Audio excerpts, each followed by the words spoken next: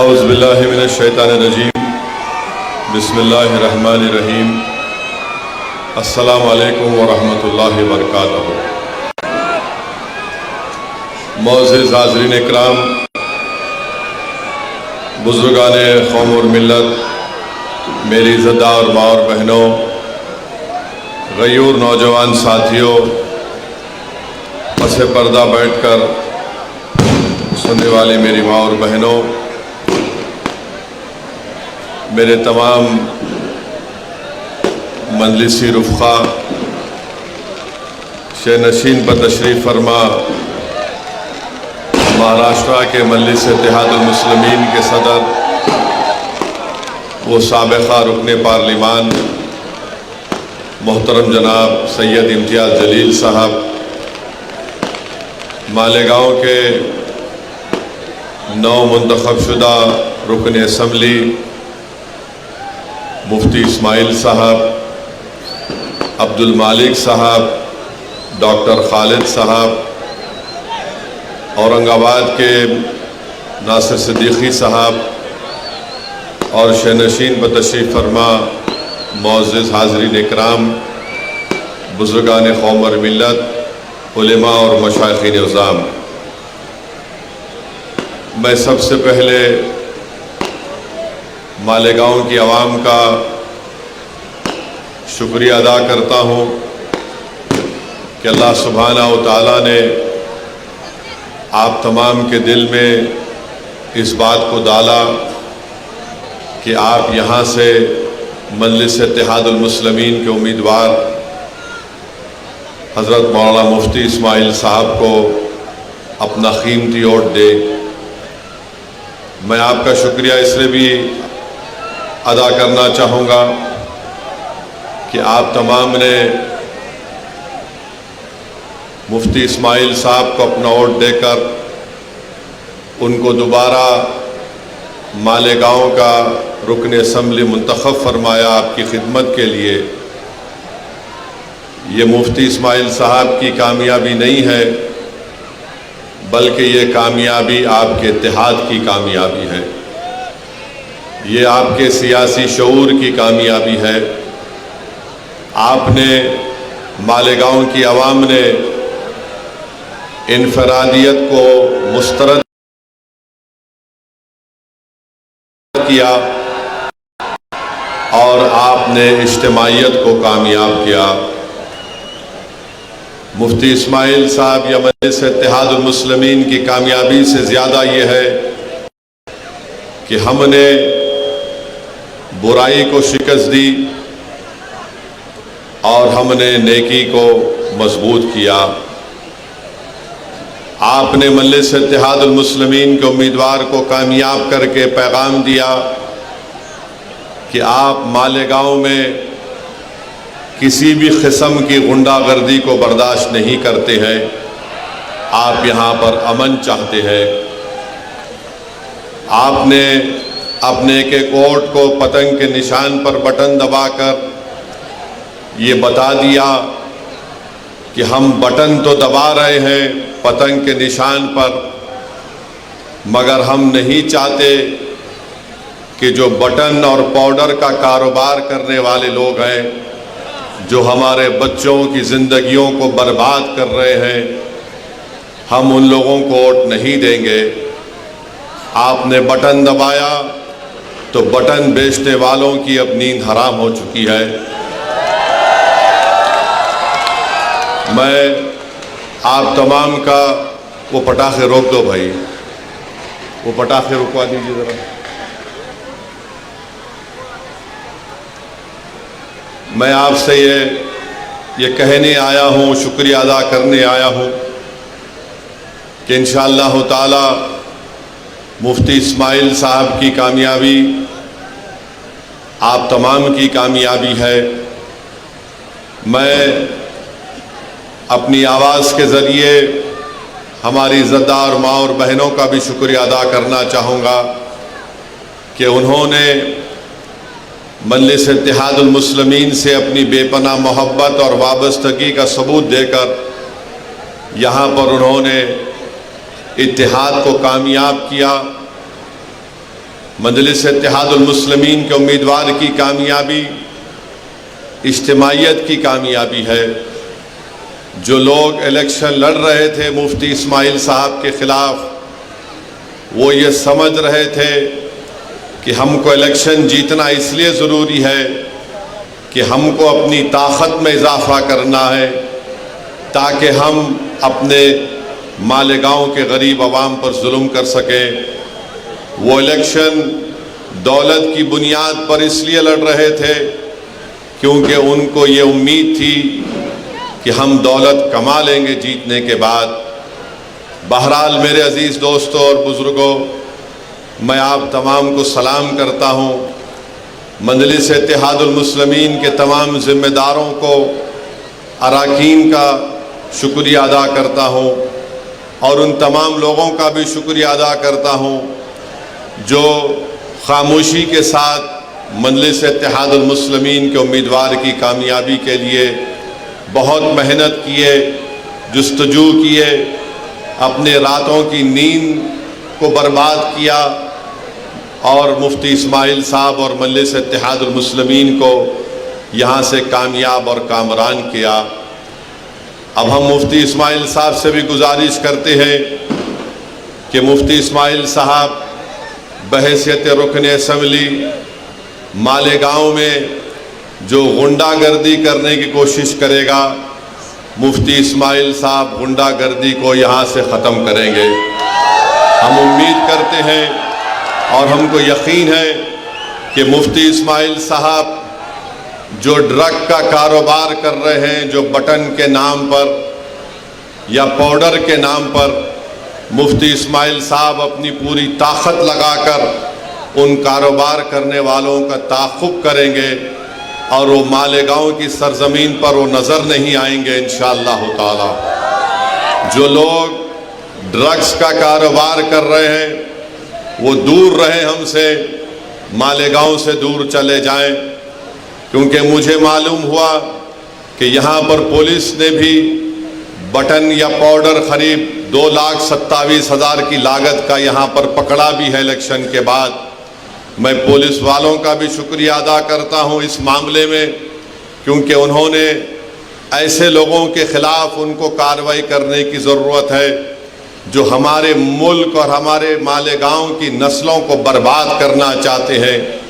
अगर आवाम साथ देती रही तो यकीनन इंशाअल्लाह ताला मजलिस इत्तेहादुल मुस्लिमीन और तमाम मजलिस के ज़िम्मेदारान इस मालेगांव से ये तमाम नशे के कारोबार करने वालों को मुक्त करेंगे। ये ज़मीन उनके लिए तंग हम कर देना चाहिए, ना कोई गुंडागर्दी करे, ना कोई गोली चलाने का दोबारा सोचे, ना कोई नशे का कारोबार करने का ख्वाब देखे। अब इंशाअल्लाह ताला हम मुफ्ती साहब से ये पुरजोर गुजारिश और अपील भी करते हैं कि विकास और तरक्याती काम को अच्छे और बड़े पैमाने पर इंशाअल्लाह ताला मालेगांव में अंजाम दिया जाएगा, क्योंकि अगर हम आज से शुरू करेंगे तो देखते देखते 2029 आ जाएगा, तो हमको और पहले से ज़्यादा उन तमाम तरक्याती और विकास के काम को कराना बेहद ज़रूरी है। मैं हमारे तमाम मजलिस के मेरे रुफ़क़ा से भी अपील करूँगा कि वो मुफ्ती इस्माइल साहब को साथ लेकर पूरे इन तरक्याती और विकास कामों के ताल्लुक़ से वो दिलो जान से कोशिश करें और उन डेवलपमेंट के काम को करवाएं। आज हमारी मुलाकात पावरलूम के ज़िम्मेदारों से हुई है, उन्होंने अपने मसाइल हमको बताए हैं। इंशाअल्लाह ताला मैंने उनको कहा है कि मैं दिल्ली जाकर पूरी कोशिश करूँगा कि किस तरीक़े से मरकज़ी हुकूमत से हम नुमाइंदगी करके पावरलूम के लोगों को जो सहूलतें मिलनी चाहिए उसके लिए मैं आवाज़ उठाऊंगा पार्लियामेंट में, और इंशाअल्लाह ताला हम मरकज़ी हुकूमत से नुमाइंदगी भी करेंगे। यहाँ पर जो ज़िम्मेदार हमसे मुलाकात किए उन्होंने बताया कि यहाँ पर MSEDCL, MDS मीटर और tender B1, B2 registrar, price stamping, UDCPR, GIS, CETP ACB, BOMS, RTO और इस तरह के एक लिस्ट दी है जो यहाँ पर ज़ेर तकमील काम है। मुफ्ती इस्माइल साहब को भी उन्होंने वो मेज़र दिया है। हम भी मुफ्ती इस्माइल साहब को तंग करते रहेंगे ताकि वो पूरी कोशिश करें। महाराष्ट्र में एक नई हुकूमत बनने जा रही है। हम महाराष्ट्र की नई हुकूमत से भी, उनसे भी हम लोग मुतालबा करेंगे, नुमाइंदगी करेंगे कि मालेगांव में भी पूरे तरक्याती काम को अंजाम दिया जाए। मालेगांव में भी जो महाराष्ट्र के दूसरे इलाक़ों में अगर डेवलपमेंट और तरक्याती काम होती हैं तो मालेगांव में भी उसका हिस्सा होना चाहिए। मुझे यकीन है कि मुफ्ती इस्माइल साहब एक तजुर्बेकार रुकन असम्बली हैं, वो ज़रूर आपके मालेगांव के इंसाफ के लिए, मालेगांव की तरक्की के लिए पहले से ज़्यादा आपकी बार ऐवान असम्बली में जाकर यहाँ की आवाम की आवाज़ को और यहाँ की आवाम की ज़रूरियात की तकमील के लिए इंशाअल्लाह पूरी कोशिश करेंगे। जो लोग हमको वोट नहीं दिए, मैं उनका भी शुक्रिया अदा करना चाहता हूँ। और हमारे लिए ये बहुत बड़ा एक मौका है कि जो हमको वोट नहीं दिए, हम अपने अच्छे काम के ज़रिए उनको दिल को जीतें ताकि वो आइंदा 5 साल के बाद बड़ी तादाद में आकर मजलिस इत्तेहादुल मुस्लिमीन के हक़ में अपना वोट दे। जमहूरियत है, आप किसको वोट देना चाहते हैं, नहीं देना चाहते हैं, आपका इख्तियार है। मगर जो प्रोपेगेंडा यहाँ पर किया गया था, जो असबियत के मज़ाहरे यहाँ पर किए जा रहे थे, जो यहाँ पर एक नंगा नाच हो रहा था तशद्दुद का, गुंडागर्दी का, ड्रग्स के कारोबार का, मैं आपको सलाम करता हूँ लाखों बार कि आपने उन तमाम ताकतों को मुस्तरद किया। और हमारी कोशिश ये होगी कि हम आपके भरोसे पर उतरें। इंशाअल्लाह ताला हम पूरी कोशिश करते रहेंगे कि आपकी जो तकलीफ़ है, आपके जो मसाइल हैं, आपके रुकन असम्बली मुफ्ती इस्माइल साहब और मजलिस के ज़िम्मेदारान ये पूरी कोशिश करके आपके मसाइल को हल करवाएंगे। मेरे अज़ीज़ दोस्तों और बुज़ुर्गों, मैं साथ ही साथ ये भी कहना ज़रूरी समझता हूँ कि मेरे छोटे भाई जनाब सैयद इम्तियाज़ जलील साहब, नासिर सिद्दीकी साहब को औरंगाबाद से कामयाबी नहीं मिली। आपको याद होगा कि मैं पुकार कर आपसे कह रहा था कि हमको हमेशा नुकसान अपनों से हुआ है, गैरों से नहीं हुआ है। आज औरंगाबाद में अगर चंद वोटों से इम्तियाज़ जलील साहब की कामयाबी नहीं हो सकी तो आप उठा कर देख लीजिए कि जो बीजेपी के इशारे पर इलेक्शन लड़ रहे थे, जिनको पूरी मदद दी गई थी बीजेपी की तरफ से, जिनका मकसद एक ही था कि महाराष्ट्र की विधानसभा में सैयद इम्तियाज़ जलील और नासिर सिद्दीकी ना जाएं, मगर औरंगाबाद की आवाम ने ये देख लिया कि कौन उनका हमदर्द है और कौन उनका दुश्मन है। जो चेहरे बहुत छुपे हुए थे, इलेक्शन ने उन तमाम चेहरों को औरंगाबाद की आवाम के सामने बेनकाब कर दिया। जो बड़े अपने आप को मुत्तकी और परहेजगार दिखाते थे, मगर उनके चेहरे मालूम हो गए कि कितने दागदार उनके चेहरे हैं कि उन्होंने अपने ज़मीर को बीजेपी के चौखट पर उसको बेच दिया। ये कभी औरंगाबाद की आवाम भूल नहीं सकती। मुझे इस बात की तकलीफ़ है कि इम्तियाज़ जलील और नासिर सिद्दीकी की कामयाबी नहीं हो सकी, मगर इंशाअल्लाह ताला हम पुरुम्मीद हैं, मेहनत करेंगे औरंगाबाद में दोबारा, और इंशाअल्लाह ताला दोबारा वहाँ से मजलिस इत्तेहादुल मुस्लिमीन और इम्तियाज़ जलील को अल्लाह सुब्हानहू ताला नबी करीम सल्लल्लाहु अलैहि वसल्लम के सदक़े तुफ़ैल में इनको दोबारा वहाँ से रुकन असम्बली मुंतखब करके आवाम की नुमाइंदगी करने का मौका इनायत फरमाएगा। मगर आप जानते हैं कि यही इम्तियाज़ जलील थे, पार्लियामेंट का इलेक्शन 4 महीने पहले हारा, मगर जब नामूस रिसालत का मसला पैदा हुआ तो इम्तियाज़ जलील ने ये नहीं सोचा कि मैं अभी मेंबर ऑफ पार्लियामेंट नहीं हूँ।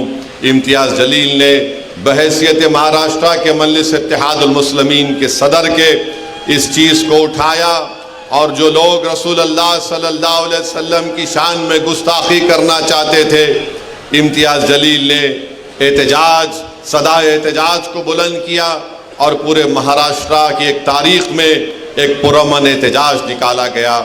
मैं शुक्रिया अदा करना चाहूँगा हमारे धूलिया के फारूक शाह साहब का।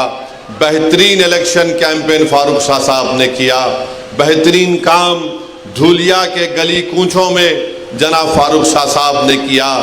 ये अल्लाह की क्या मर्जी थी, अल्लाह बेहतर जानता है। उनकी कामयाबी नहीं हो सकी। मुझे यकीन है कि फारूक शाह अपने घर में बैठने वाला नहीं है, वो निकल कर धूलिया की आवाम की खिदमत करते रहेंगे और इंशाअल्लाह ताला दोबारा वहाँ से मुंतखब होकर जाएंगे। मुझे अफसोस इस बात का है कि शोलापुर से फारूक शाबदी पिछले 3 साल से मेहनत कर रहे थे।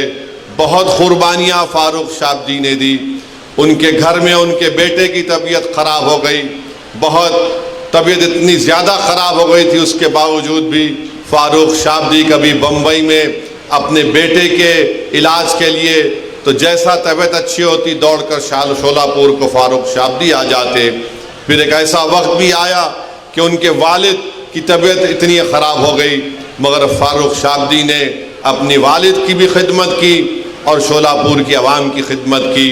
मेरे अजीज़ दोस्तों और बुज़ुर्गों, हमको तकलीफ़ इस बात की है कि गोवंडी से हमारा कैंडिडेट अतीक जो पहली मरतबा इलेक्शन लड़ रहा था समाजवादी पार्टी के कैंडिडेट के ख़िलाफ़, जो पिछले 5 साल पहले उनको शायद 30-35 हज़ार की मेजॉरिटी थी, एक नौजवान बच्चा अपनी ज़िंदगी का पहला इलेक्शन लड़ा और समाजवादी पार्टी के उनके लीडर को चने चबा दिए और उनकी मेजॉरिटी 10,000 तक लाकर कम कर दी। 10,000 से अतीक की कामयाबी नहीं हो सकी, मगर हमारे लिए खुशाइन बात है।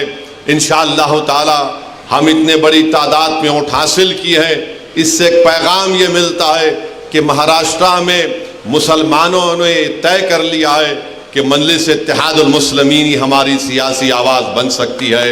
मैं शुक्रिया अदा करता हूँ और इंशाअल्लाह ताला जो महाराष्ट्र के मुसलमान अपनी एक सियासी क़ियादत के लिए बेचैन है और प्यासा है, मजलिस इत्तेहादुल मुस्लिमीन इंशाअल्लाह ताला ज़रूर उनके ख्वाबों को पूरा करेगी।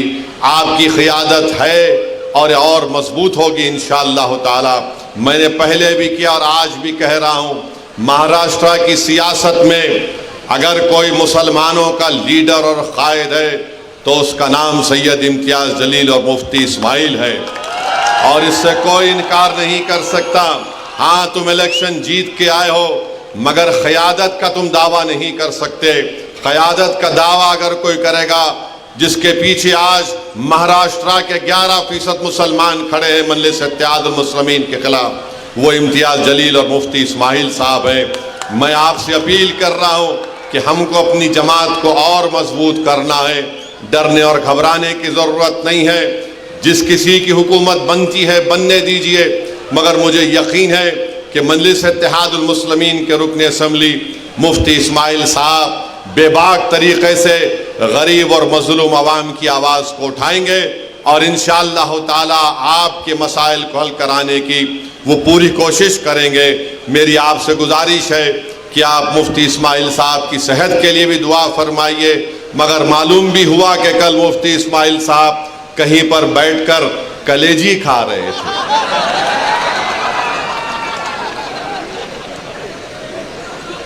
अब ये कलेजी खा रहे थे तो किसी के गुर्दे में दर्द हो गया। यानी किसी का दिल रखने के लिए मुफ्ती साहब बोले ला दे दे, थोड़ा चख लिए, नहीं कलेजी खाए, अब कैसा तबीयत अच्छी हो गई।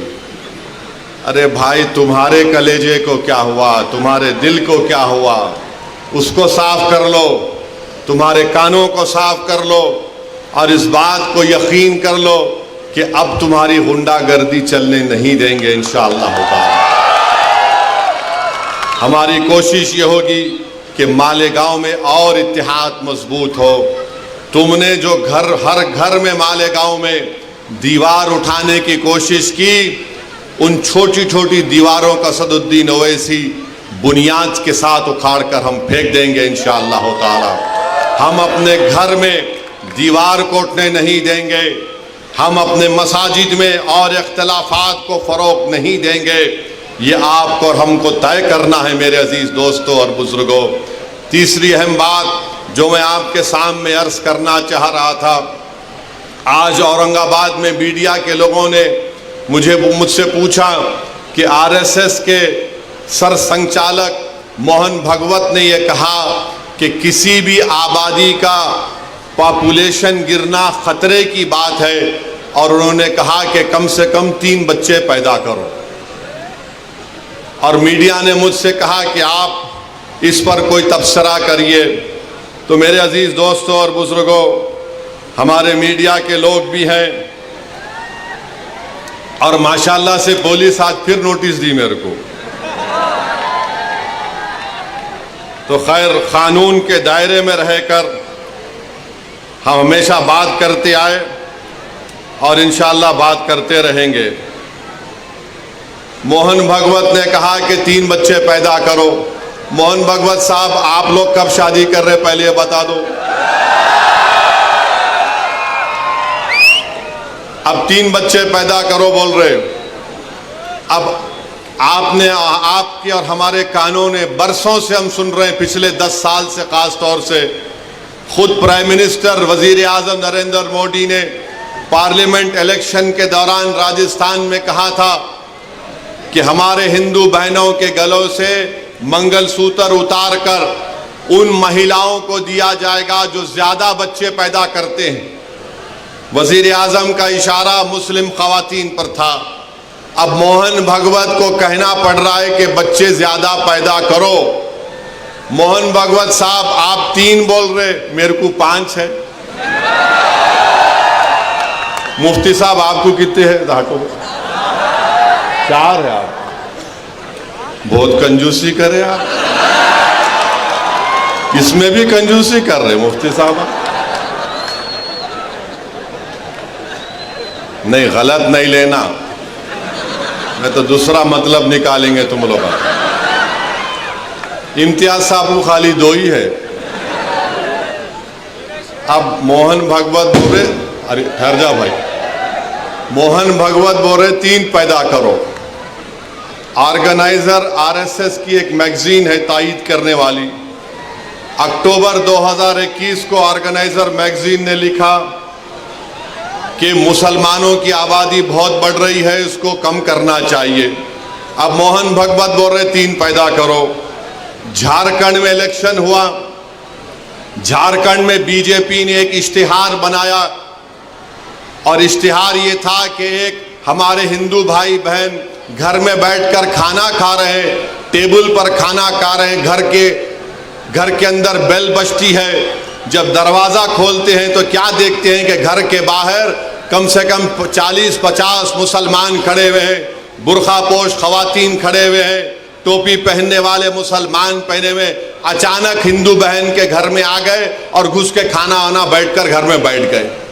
इलेक्शन कमीशन को वो एडवर्टाइजमेंट को बैन करना पड़ा। अब मोहन भागवत बोल रहे 3 बच्चे पैदा करो। भाई, वो पटाखे बंद कर दीजिए, तकरीर हो रही है, पटाखे मत फोड़िए वरना मैं बैठ जाता हूं फिर।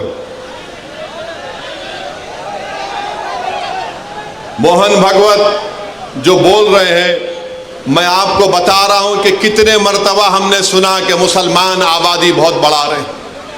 हकीकत यह है कि 2060 में, अभी हम 2024 में हैं, 36 साल के बाद हमारे हिंदू भाई बहनों की आबादी स्टेबलाइज हो जाएगी 74.7% पर, और उसके 40 साल बाद 2100 ईस्वी में मुसलमानों की आबादी स्टेबलाइज हो जाएगी 18.8%। यानी मुसलमान की आबादी कभी भी इस मुल्क में हमारे हिंदू भाई बहनों की आबादी से ज्यादा नहीं होगी। मगर ये झूठ आरएसएस पिछले 70 साल से फैला रही है। बीजेपी ये झूठ को फैला रही है कि मुसलमान इतनी आबादी बढ़ रही है, इतने बच्चे पैदा कर रहे हैं कि एक दिन इस देश में उनकी आबादी बढ़ जाएगी। ये इनका पहला झूठ। उनका दूसरा झूठ आपको बता रहा हूं, फर्टिलिटी रेट 92-93 में मुसलमानों का 4.41 था। 2019 और 21 में ये नेशनल फैमिली हेल्थ सर्वे मुसलमानों का फर्टिलिटी रेट 2.36 है। माने 92-93 में 4.41 से 2.36 पे आ गया। हमारे हिंदू भाई बहनों का फर्टिलिटी रेट 92-93 में 3.30 था, अब 1.94 है। मगर सबसे ज्यादा गिरावट आई है फर्टिलिटी रेट में मुसलमानों के। और फिर ये लोग बोलते कि हम लोग कॉन्ट्रासेप्टिव इस्तेमाल नहीं करते। माने कॉन्ट्रासेप्टिव को उर्दू में क्या बोलेंगे? हमल रोकना। हाँ, हमल रोकना। आपको जानकर ताज्जुब होगा कि सबसे ज्यादा कॉन्ट्रासेप्टिव मर्दों में यूज करने वाले मुसलमान मर्द हैं। अब आप बताओ, आपका कारोबार चल रहा है मगर आप गाली हमको दे रहे हैं।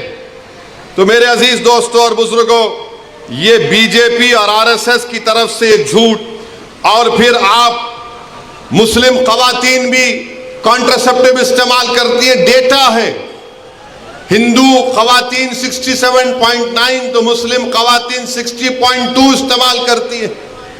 मगर आज मोहन भगवत को मानना पड़ा। मैं ये बात हमेशा कह रहा हूं कि इस मुल्क में 25-30 साल के बाद एक बहुत बड़ी आबादी ज़ईफ लोगों की रहेगी। बहुत बड़ी आबादी ज़ईफ लोगों की रहेगी। उनके लिए क्या कर रहे हैं बताओ? जब इतनी बड़ी आबादी, मुल्क की आज 140 करोड़ की आबादी में अगर 30 साल के बाद करीब 35-40 करोड़ के करीब बुजुर्ग लोग रहेंगे तो उनके लिए तैयारी आज से करना पड़ेगा। मगर नहीं, उसकी तैयारी नहीं कर रहे। अब आरएसएस को बोलना पड़ रहा है कि बच्चे पैदा करो, ज्यादा पैदा करो, क्योंकि जापान, वहां की आबादी बूढ़ी हो चुकी है। यूरोप के कई ममालिक हैं, उनकी आबादी बूढ़ी हो चुकी है। आज भारत में, जिसको अंग्रेजी में डेमोग्राफिक डिविडेंड बोलते, कि सबसे ज्यादा नौजवान अगर आबादी पूरे दुनिया में है तो भारत में है। मगर नरेंद्र मोदी उन नौजवानों को रोजगार देना, उन नौजवानों को जाकर बोलना मालेगांव में तुम्हारे पावरलूम की इंडस्ट्री को हम अच्छा करेंगे, तुम यहां पर काम करो। यहां के पूरे महाराष्ट्र की इकोनॉमी को प्रमोट करना, कुछ नहीं। मुल्क में इंडस्ट्रीज को कायम करना, कुछ नहीं। मुल्क में रोजगार की स्कीमों को नाफिज करना ताकि नौजवानों को रोजगार मिल सके, कुछ नहीं। जो नौजवान आर्मी, एयरफोर्स में जाता था, जिसके लिए विखार की बात समझी जाती थी, नरेंद्र मोदी ने कहा 4 साल अग्निवीर करो और 4 साल के बाद तुमको 15-20 लाख मिलेंगे, चले जाओ। कुछ नहीं प्लानिंग है। 30 साल के बाद सबसे ज्यादा बुजुर्गों की आबादी भारत में रहेगी। अब मोदी क्या कर दिए, बीजेपी आरएसएस क्या कर दिए? एक ही काम पे लगा दिए सबको, जाओ गड़े खोदो, देखो अंदर से क्या निकलता। जाओ मस्जिद में गड़ा खोदो, उसमें से अलाउद्दीन निकलते नहीं निकलते देखो। यानी हर जगह पर जहां भी जाओ बस गड़ा खोदो, सर्वे सर्वे सर्वे। नहीं, यहां पर कुछ था। कब था रे भाई? नहीं, 500 साल पहले था। अम्मा, तेरे को कैसे मालूम 500 साल पहले था? नहीं था, हम सुने। अरे हम भी सुने नहीं था, क्या करेंगे तुम? संभल की मस्जिद आप बताइए, 500 साल पहले वहां पे मस्जिद नहीं थी। अरे मेरे भाई, 500 साल पहले अगर तुम जाओगे तो मैं तुमको 2000 साल पहले लेके जाऊंगा। जैन और बौद्ध मजहब के लोग भी खड़े होकर बोलेंगे यहां पर भी हमारी मजहब इबादत गाहें थे। हम भारत को विकसित भारत बनाना चाहते हैं, नहीं बनाना चाहते, मगर भारत को 500 साल पीछे लेके जाना चाहते। अरे वो मुल्क, वही मुल्क ताकतवर बनेगा जो आगे देखेगा। मगर नहीं, नरेंद्र मोदी 1526 पे नजर है। अरे मोदी नजर रखो, विकसित भारत का तो तुम नाम लेकर झूठ बोलते हो। अरे तुम नजर रखो कि 70 साल के बाद इस देश में क्या होगा, इस देश में गरीबी कितनी बढ़ जाएगी, मगर उसके बारे में फिक्र नहीं। संभल की मस्जिद का मसला खड़ा कर दिए। और क्या मसला है संभल की मस्जिद का? कोई, रुक जाओ भाई, वो कुर्सियां छोड़ दीजिए, कुर्सियां भाई डिस्टर्ब मत करिए, थोड़ी देर के लिए सुनिए। रुक जाइए भाई, जो कौन है, थोड़ी देर के लिए रुक जाइए। संभल की मस्जिद में जो लोग कोर्ट को गए, वो कोर्ट में ये बोलकर गए कि हमको मस्जिद के अंदर जाने का परमिशन मिले। अब आप बताइए, कोई हम किसी को रोकते, कोई मस्जिद में आना चाह रहा है तो आइए, आदाब को मलूज रखकर मस्जिद में आइए। मगर प्रेयर ये है, मुतालिबा कोर्ट से कि अंदर आने का मौका मिले। और फाजिल जज साहब माशाल्लाह आर्डर दे दिए सर्वे का, माने कोर्ट मस्जिद संभल की मस्जिद चंदोसी मस्जिद से 45 किलोमीटर दूर है। 1.5 घंटे में आर्डर लेकर आ गए और वहां पर पुलिस मौजूद है। शाम में 6 बजे सर्वे होता है, फिर उसके बाद इतवार के दिन सर्वे होता है, और फिर जब दूसरा सर्वे जिसका कोई कानूनी मौक़िफ़ नहीं है सर्वे हुआ तो फायरिंग हुई। फायरिंग में 5 लोग शहीद हो गए। उसमें एक 17 साल का बच्चा जो प्लास्टिक के खिलौने बेचता था, उसके सीने पे गोली लग गई। 5 के 5 को, 4 को सीने पे गोली लगी, 1 को पीठ पर गोली लगी। और मारने वाले बोलते हम नहीं मारे, कट्टे से मारे। अरे क्या कोई अजिन्नात आके गोली मार के चले गए? आप गोली चला रहे हैं, वीडियो है, और बोल रहे हैं कि नहीं हम नहीं चलाए, कट्टे से मारे। तुर्क और पठानों का झगड़ा था? नहीं था झगड़ा। तुर्क पठान का मस्जिद पे झगड़ा कभी था ना कभी रहेगा इंशाअल्लाह ताला। आप कह रहे हैं झगड़ा था, मगर 5 लोग शहीद हो गए, अपनी जानों को गंवा दिए। अगर वो लोग कोर्ट को नहीं जाते तो क्या ये 5 बच्चे मरते थे? क्या ये तशद्दुद होता था संभल में? मेरे भाई, आज आप देख रहे हैं ये संभल में हुआ, और इल्जाम मुझ पर लगाया जाता है। असदुद्दीन ओवैसी तुम ये बोल रहे हो, तुम वो बोल रहे हो। बार बार मुझे व्हाट्सएप के ऊपर, कभी SMS के जरिए, कभी फुलां के जरिए धमकी दी जाती है। अरे जालिमों, याद रखो, मैं मस्जिद बचाने के लिए, खानखाहों को बचाने के लिए, दरगाहों को बचाने के लिए, वक्फ की जायदाद को बचाने के लिए, जमहूरियत को बचाने के लिए, कानून की बालादस्ती के लिए, इंसाफ के लिए मैं एक बार नहीं 1000 मर्तबा मरने को तैयार हूं। तुम क्या करोगे बताओ?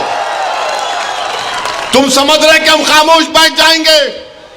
ऐसे 12 दरगाह और मसाजिद पर केस डाल दिया गया है कि यह मस्जिद नहीं थी, फुला था, ये था। सलीम चिश्ती रहमतुल्लाह अलैह की दरगाह पर केस डाल दिया गया। सुल्तान हिंद ख्वाजा अजमेरी के आस्थाने पर केस डाल दिया गया। और क्या बोलते हैं, केस डालने वाला कौन है मालूम आपको? ये मेरे घर के पास दिल्ली में आकर मेरे घर के ऊपर जो नेम प्लेट है उसको तोड़ा, पत्थर फेंके घर में मेरे, और उसके बाद मेरे नेम प्लेट पर कालिक डालकर धमकी दिया कि ओवैसी तेरे को देख लेंगे। अरे कमीने, कभी बोल कर आना, मर्द का बच्चा है तो मैं ठहरता हूं सामने। बस आते कैमरा लेके फाइबर फेंके भाग। अरे बोल क्या आ रहा हूं कल तेरे पास तो मैं भी ठहरता हूं, देखेंगे 6 फुट 2 इंच क्या करता है। वो आदमी अब कोर्ट को गया, सुप्रीम कोर्ट के वकील को थप्पड़ मारा। 2016 में दिल्ली की पुलिस ने उसको तड़ी पार का नोटिस दिया। वो कोर्ट में केस डाल रहा है कि ख्वाजा अजमेरी का आस्थाना नहीं है, वहां पर कोई और जगह थी। हवाला क्या दे रहा है? 1901 की किताब, 1901 की किताब का भरोसा करेंगे या फिर 13वीं सदी की किताब खजाइने फुतुहा, जिसको अमीर खुसरो रहमतुल्लाह अलैह ने लिखा? किसकी किताब पे यकीन करेंगे? 1901 में कोई दीवाना लिख रहा नहीं, रिवायत ये बताती है। अबे रिवायत बहुत बातें बताती है, यकीन कर लेंगे क्या? पार्लियामेंट ने कानून बनाया कि 15 अगस्त 47 को जो मस्जिद, मंदिर, गिरजाघर, गुरुद्वारा रहेगा वो सील है, बंद है, उस पर कोई छेड़खानी नहीं होगी, उसका कन्वर्जन नहीं होगा, उसका कैरेक्टर नहीं बदला जाएगा। मगर ये क्या हो रहा है? क्या हो रहा है हमारे मुल्क में?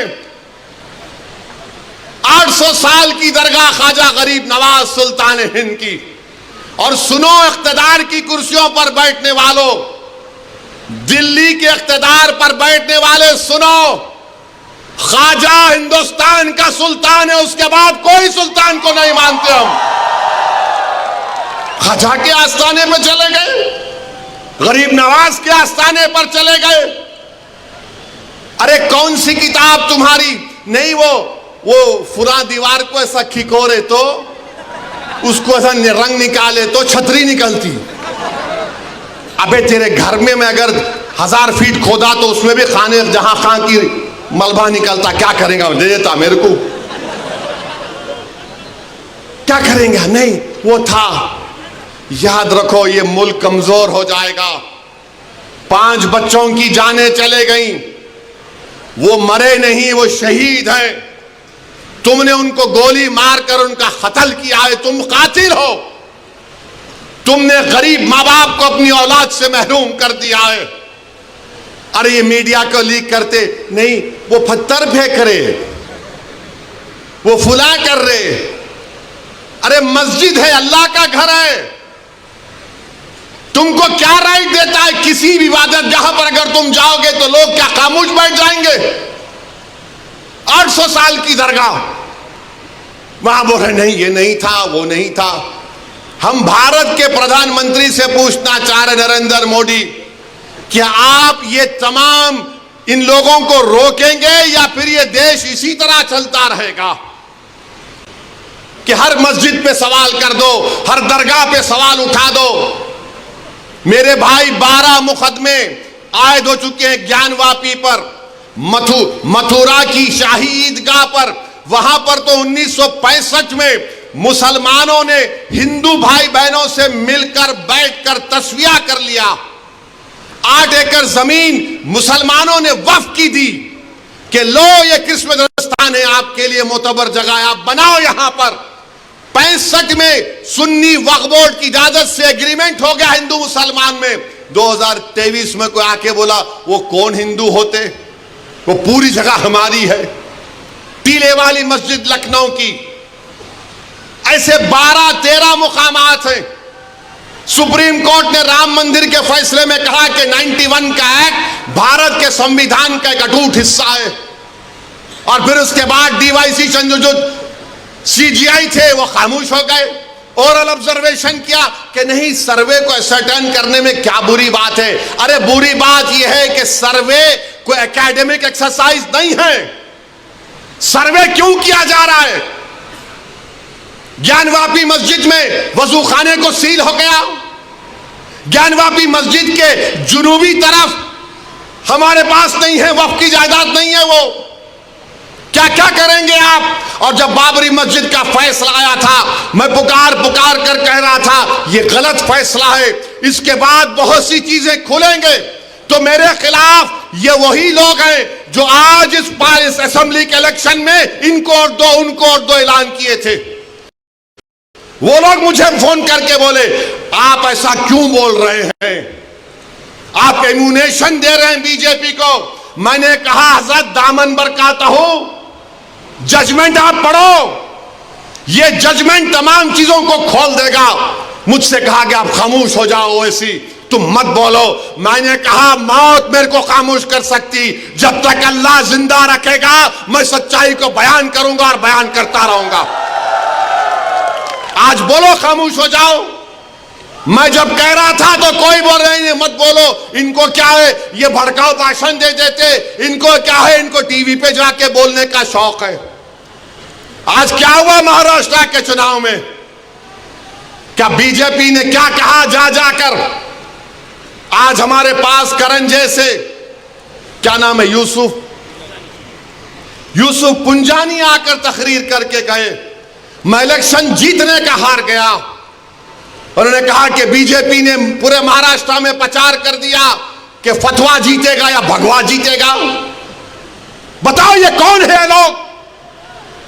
अरे आपको अगर इलेक्शन लड़ना है लड़ो, आगे बढ़ो, सिर्फ बैठकर ऐलान करने से नहीं होता, इलेक्शन लड़ो, मालूम होता आपको कैसे वोट हासिल करना पड़ता है। एक आलिम दीन मुफ्ती इस्माइल आपके सामने जो इलेक्शन लड़ रहा भी है, मिंबर रसूल पर आपको अच्छाई को बयान भी करता है और चुनाव भी लड़ता है, मगर यह क्या बात है कि इलेक्शन आएगा इनको वोट दो, उनको वोट दो। अरे आप लड़ो, आप नहीं लड़ सकते तो अपने दामाद को लाओ, चलो लड़ो ना, क्यों नहीं रोकना? नहीं, हम इनको बोलेंगे, उनको बोलेंगे। क्या हुआ? आपने बीजेपी को हैंडल दे दिया। यूसुफ पुंजानी कह रहा है कि बीजेपी गली गली जाकर ऐलान कर दी कि फतवा जीतेगा या भगवा जीतेगा। अरे जब सियासत नहीं आता करना तो मत करो, दुआ करो या हिकमत अमली से इख्तियार करो। नहीं, हमको सब चीज होना। देख लिए क्या हुआ? अब किधर हैं आप, किधर है नहीं मालूम। कहां है वो लोग जो औरंगाबाद में बोले थे इम्तियाज जलील कोर्ट मत, उस समाजवादी पेंडेंट कोर्ट को बोले थे अरे चेहरा दिखाओ औरंगाबाद के अवाम के सामने तुम। अरे लिफाफों पे जिंदगी गुजारने वालों, शर्म से डूब पड़ो तुम। मेरे घर को आए थे, मेरे घर को आए थे हैदराबाद को, बगैर बोले मेरे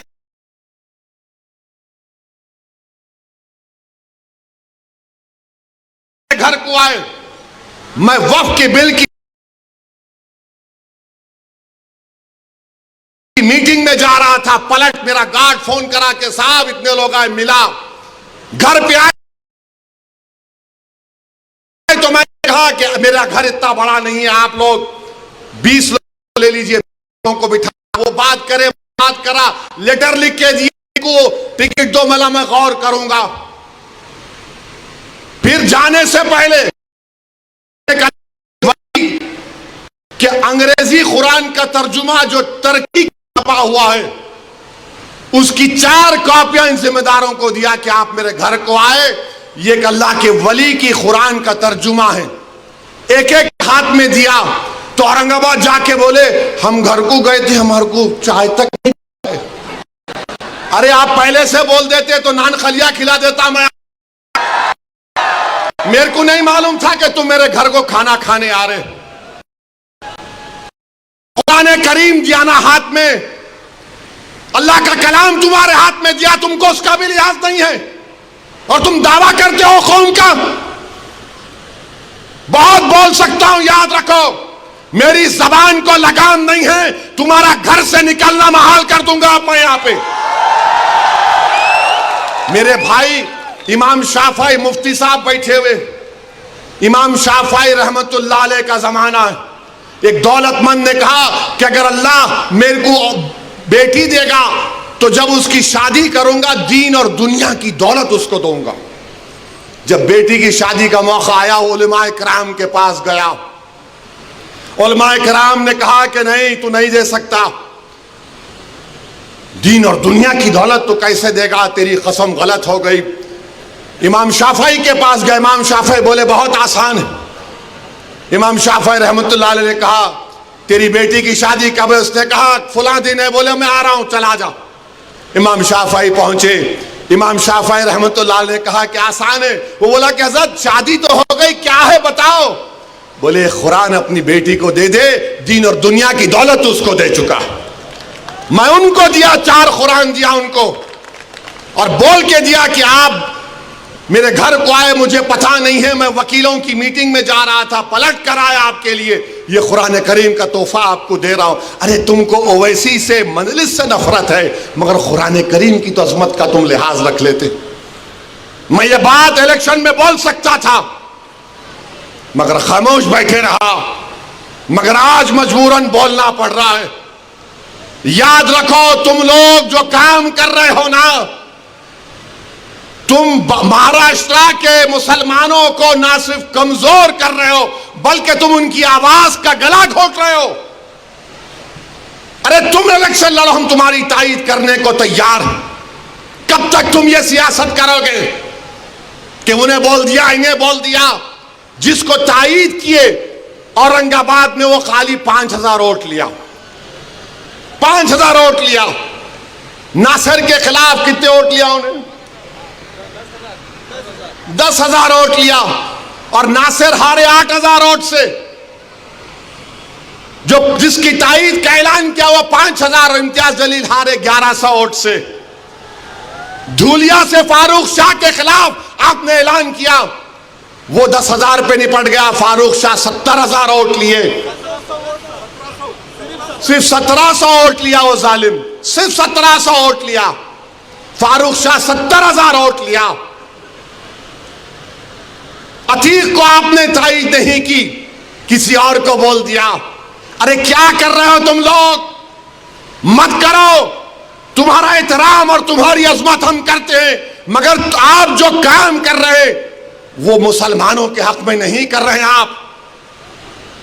आपने हैंडल दे दिया बीजेपी को, बीजेपी ने पूरा प्रचार कर दिया और क्या नतीजा निकला जा आप देखो। कल ये बीजेपी की सरकार अगर कुछ करेगी तो कौन आके लड़ेगा?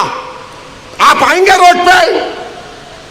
यही इम्तियाज जलील, यही फारूक शाह, यही मुफ्ती इस्माइल, यही नासिर सिद्दीकी, यही फारूक शाब्दी, यही वारिस पठान मैदान में उतर के मुकाबला करेंगे। मेरे भाई, पहचानो इन लोगों को। मैं नहीं बोलना चाह रहा था मगर आज मैं जरूरी है सच्चाई को बयान करने के लिए कह रहा हूं। बहरहाल मेरे अजीज दोस्तों और बुजुर्गों, अपने मस्जिदों को आबाद रखो। जो लोग मस्जिदों को छीनना चाहते हैं उसका जवाब क्या है? अपनी मस्जिदों को भरे करो। तुम्हारी जुमे की नमाज फजर की नमाज में उतनी तादाद होनी चाहिए। तुम्हारी मगरिब की जमात में जितने लोग होते हैं उतना जहर में होना चाहिए। दरगाहों को आबाद रखो, खानखाओं को आबाद रखो। दरगाह और खानखाओं पर अल्लाह के नाम पर दिल पर ज़रब मारते रहो। डरने और घबराने की जरूरत नहीं है। जो ताकतें मस्जिदों को छीनना चाहती हैं, अल्लाह कुरान में फरमा दिया ये सबसे बड़े जालिम हैं, ये सबसे बड़े जालिम हैं। अब ख्वाजा अजमेरी के आस्थाने तक आप पहुंच गए, सलीम चिश्ती के आस्थाने पर पहुंच गए। याद रखो जालिमों, ये वो सूफिया इकराम हैं जो बादशाहों की तरह दौलत नहीं थी। ये वो वली अल्लाह